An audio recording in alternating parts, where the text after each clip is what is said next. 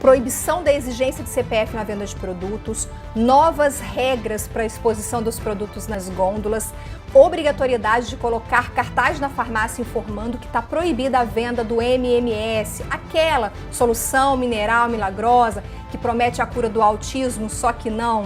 Esses são alguns temas do vídeo de hoje, entre outros assuntos. Roda a vinheta.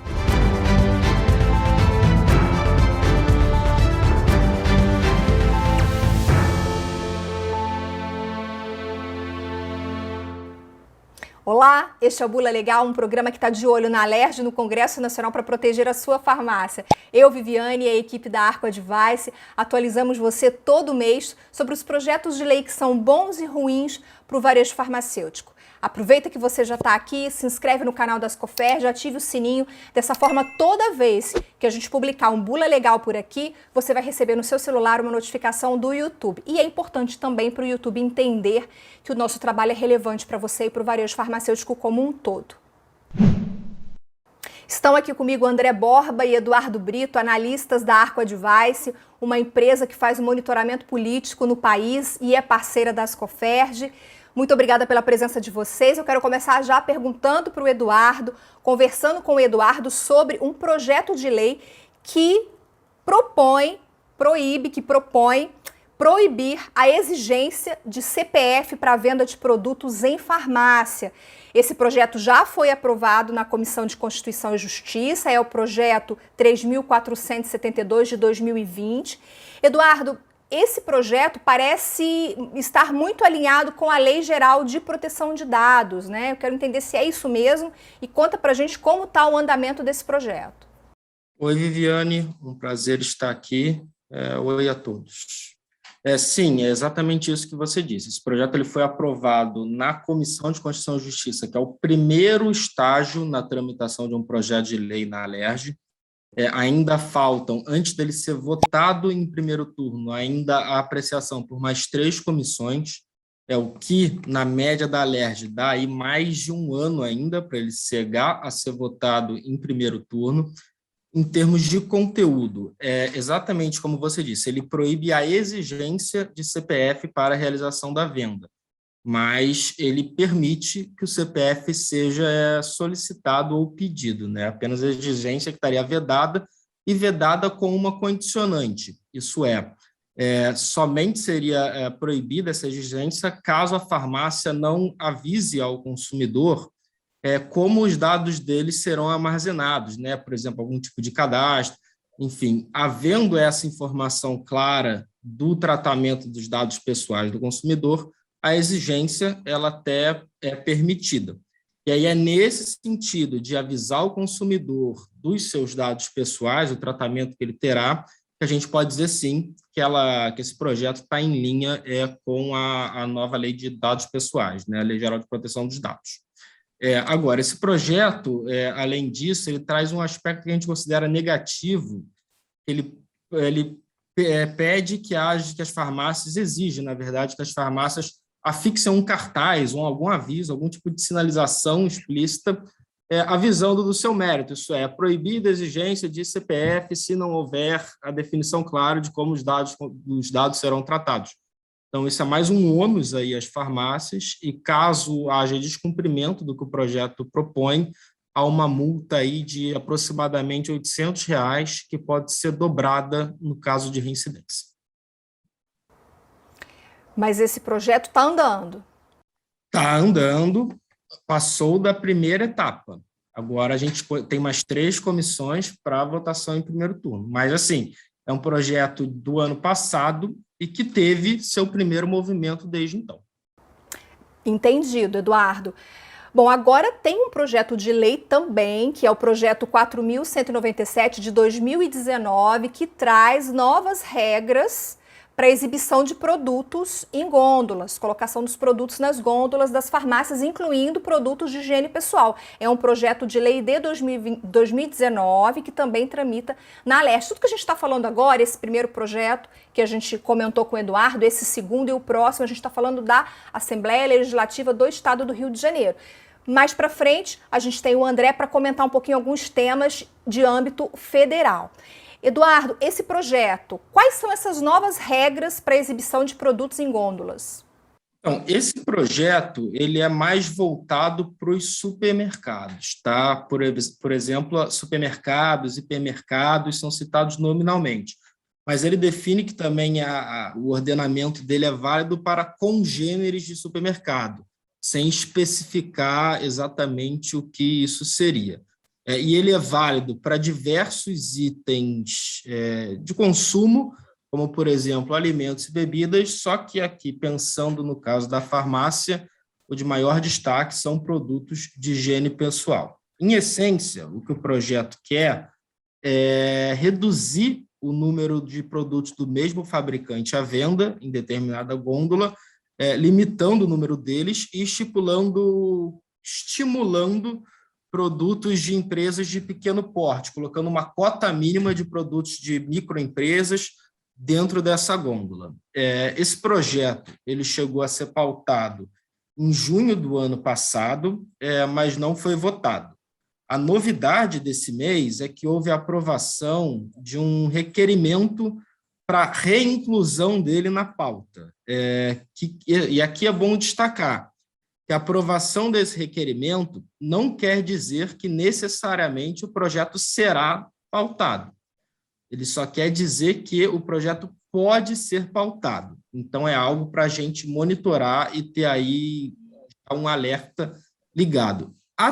Se ele for pautado, é bom dizer, se ele for efetivamente pautado, será sua votação única e final, o último estágio da tramitação antes do Poder Executivo deliberar sobre sanção ou veto. Em nosso entendimento, a redação atual tende a não abarcar as farmácias, tá? Ela, como eu disse, é mais voltada aos supermercados. Entretanto, é algo que a gente sempre alerta, né? É sempre bom ter essa alerta para todo mundo na mente. Um projeto, quando ele começa a ser deliberado, a sua redação final costuma ter alterações em relação à redação original. Então, o ponto aqui é monitorar para ter certeza que farmácias não estarão incluídas dentro desse texto, que não haverá, por exemplo, algum tipo de alteração na redação que irá citar nominalmente as farmácias. A gente tem um lado positivo do projeto, que é o favorecimento às pequenas empresas, como você mesmo disse, mas também, por outro lado, me parece um projeto que traz uma ingerência muito grande na livre concorrência, né? Nas regras de mercado, que elas...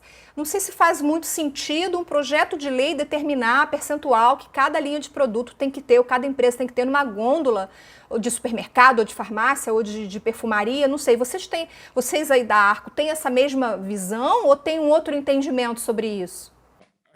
A gente concorda, mas esse controle de legalidade e constitucionalidade ele é feito dentro da Assembleia, né? A Comissão de Constituição e Justiça serve justamente para essa análise do formato e não do mérito do texto. E, pelo menos na primeira vez, como eu disse, no ano passado, em que ele foi debatido, o parecer da Comissão de Constituição e Justiça foi pela sua legalidade. Então, assim, a gente entende, tem o mesmo raciocínio como você, mas dentro do parlamento ele passou, então, pelo menos até agora, então a gente tem que ficar monitorando. Bom, o próximo tópico que eu tenho com o Eduardo é até um tema muito polêmico, é sobre uma solução, um produto chamado MMS, que é uma sigla inglesa, mas na tradução para o português quer dizer Solução Mineral Milagrosa, que chegou a ser vendida. E essa solução, ela propõe a cura para o autismo. A gente sabe que isso não existe, autismo é um transtorno, não tem cura, tem controle com os medicamentos, com o tratamento certo. E aí tem um projeto de lei tramitando na Alerj que determina a colocação de cartaz em farmácias e drogarias informando que a venda desse produto está proibida. Muitos pais caíram nessa ilusão e é um risco para a saúde da criança. Eduardo, em que pé está esse projeto? Esse projeto ele foi aprovado em primeiro turno nesse último mês, então resta a sua votação final. Em termos do mérito dele, é exatamente como você disse, é um projeto bem simples, assim, só com dois parágrafos, não é um projeto curto. Ele fala que as farmácias de manipulação têm que obrigatoriamente afixar um cartaz, um aviso, falando que é proibido a comercialização, a distribuição desse produto MMS.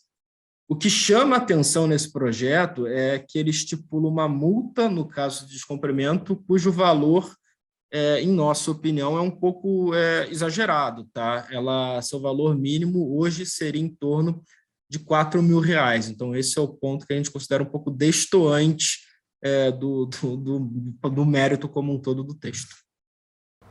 Bom, vamos acompanhar também, fique de olho nisso. Eu vou colocar aqui embaixo na descrição desse vídeo um link para um vídeo do médico Drauzio Varella, muito interessante, é um vídeo bem curtinho em que ele fala sobre os riscos dessa solução, né? Solução milagrosa MMS, que promete a cura do autismo, vale a pena você assistir, vou colocar esse link aqui embaixo. Quero falar agora com o André sobre alguns temas que estão sendo debatidos a nível federal. André, obrigada pela presença aqui com a gente. Houve um movimento no Congresso recentemente para aumento do piso salarial dos enfermeiros. E a gente sabe que já tem projeto tramitando que trata de piso salarial de farmacêutico. O que eu quero saber de vocês, se vocês acham que essa movimentação da classe de enfermagem pode trazer algum impacto para a classe farmacêutica, se dá para fazer alguma correlação entre esses projetos, entre esses movimentos. Bom, olá, Viviane, olá, Eduardo, olá a todos, sempre um prazer. Só para explicar um pouco do projeto, esse projeto ele tem a autoria do Senado, tá? Do senador Fabiano Contarato, e ele já chegou à Câmara dos Deputados e já teve alguma análise sobre o impacto fiscal desse projeto dentro da Câmara. Isso é considerado pelo governo até como uma bomba fiscal, porque isso são 16 bilhões anuais que está a estimativa de um impacto. Esse projeto ele tem que passar ainda teoricamente teria que passar por um caminho longo, que seria na primeira, que é a Comissão do Trabalho, dentre 4 comissões. Só que nós temos inúmeros, aí até como o Eduardo mencionou, requerimento de inclusão de pauta, requerimento de urgência, não necessariamente quer dizer que vai ser votado, que vai ser incluído. Mas quando você vê um movimento tão grande, você vê que existe sim uma pressão para aprovação desse projeto. Esse projeto ele estipula pisos para enfermeiros, técnicos e auxiliares de enfermagem, uma ordem decrescente de 4.700 para enfermeiros e vai decrescendo para técnico e depois para auxiliar.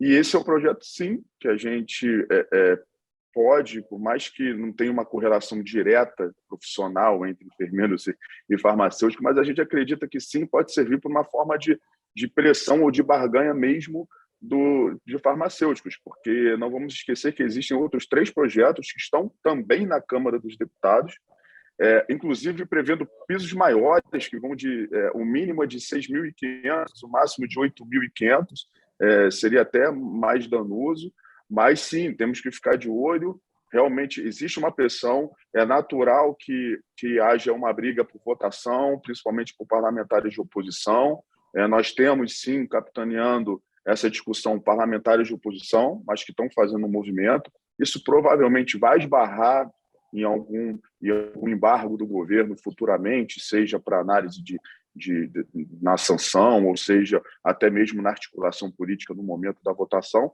mas fato é que, como eu falei, o projeto é do Senado, ele está na Câmara. Se ele for aprovado sem alterações no Senado, ele já vai direto para a sanção ou veto da Presidência da República. Mas, de novo, temos que ficar de olho, sim, porque isso pode ter algum reflexo. Óbvio que depende do poder de atuação de cada um. A gente sabe que, historicamente, os enfermeiros sempre tiveram uma grande representatividade dentro do Congresso Nacional. Agora a gente tem que aguardar, ver como é que isso vai ser feito. Vamos acompanhar, então. O Congresso aprovou, André, novas regras de trabalho para gestantes. As gestantes elas foram suspensas do trabalho presencial um pouquinho mais atrás, na pandemia de Covid-19, e agora já saiu uma nova regra recentemente dizendo que as gestantes elas podem retornar ao trabalho presencial, mas me parece que existem algumas exigências, né, para esse retorno. Eu queria entender com o André quais são essas exigências, em que situação, em que circunstância essa gestante pode voltar ao trabalho presencial? Bom, como você mencionou, teve ano passado a Lei 14.151, que foi aprovada em 2021, que ela simplesmente trazia um artigo e um parágrafo, falando que a gestante ficaria em casa com direito à remuneração, ponto. Esse projeto de lei, que foi aprovado recentemente, está num processo de sanção, então ainda não virou lei, a gente não sabe exatamente quais pontos podem ser vetados ou não, a tendência é que não haja veto, por quê?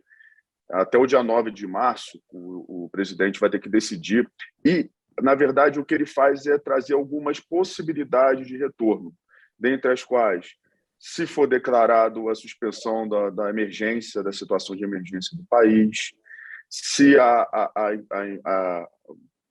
gestante não quis, uma gestante que não quis tomar uma vacina, assinar o termo de que ela pode voltar e que ela não vai tomar a vacina, e também, ao final, se o Ministério da Saúde declarar que o período de imunização foi concluído, foi completo. Então, foram criadas algumas situações para que possa fazer com que a gestante trabalhe, porque pela lei anterior, gestante não trabalha nesse período, independente de qualquer situação.